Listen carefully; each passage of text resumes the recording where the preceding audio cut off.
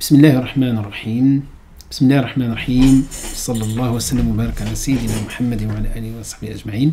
Salam alaikum wa rahmatullahi wa barakatuh. Inch'Allah, on va parler maintenant des sources du fiqh, Masadiru al-fiqh. Donc, Masadiru al-fiqh, donc ça c'est, on va dire, une présentation d'une branche parmi les branches de Usul al-fiqh qui s'appelle Masadiru al-tashri', donc c'est-à-dire le dalil, l'argument. Tout à l'heure, nous avons parlé de Coran, la Sunna, la nature des textes.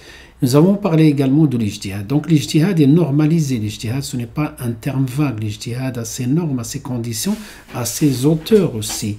Et donc tout ça, ça fait l'objet de ce qu'on appelle usul al-fiqh. Mais puisqu'on est dans la simplicité et dans les introductions, donc on va rester, Inch'Allah, dans les rappels des principes. Et ensuite, Inch'Allah, si Dieu le veut, on pourrait, détailler et même faire d'autres cours sur Usul al-fiqh. Qu'Allah nous facilite, Inch'Allah. Voilà donc les sources d'une manière générale. Si je cite ces 10, on peut rajouter encore 11e source. Donc on commence par le Coran. Comment on peut comprendre maintenant le Coran en tant que source de législation, c'est-à-dire la partie pratique. Donc la partie pratique, on parle du fiqh. Comment on peut comprendre la sunna? Quel est le rapport entre le Coran et la sunna?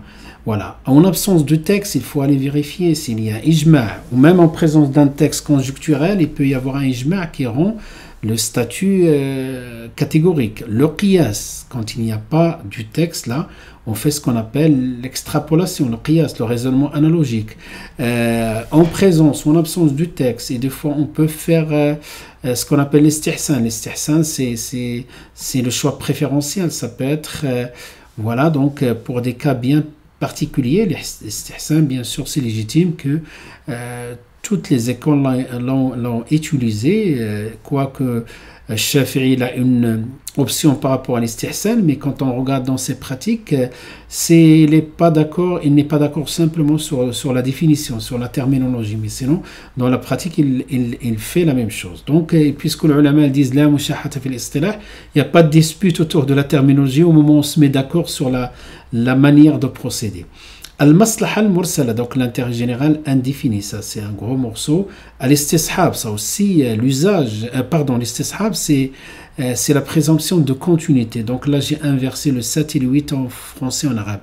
Donc le 8, c'est la présomption de continuité qui correspond à l'istishab et l'usage, donc c'est al-urf. Voilà, al-urf, c'est l'usage.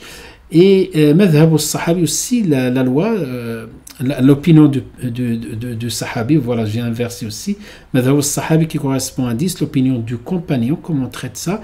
Les lois des peuples monothéistes qui nous ont précédés aussi, shar'u ma qablana. Et 11 aussi, c'est une spécificité plus connue chez les malikites qu'on appelle sadd ad-dara'i', fermer la porte à l'illicite, ou le principe de précaution, on peut le traduire ainsi.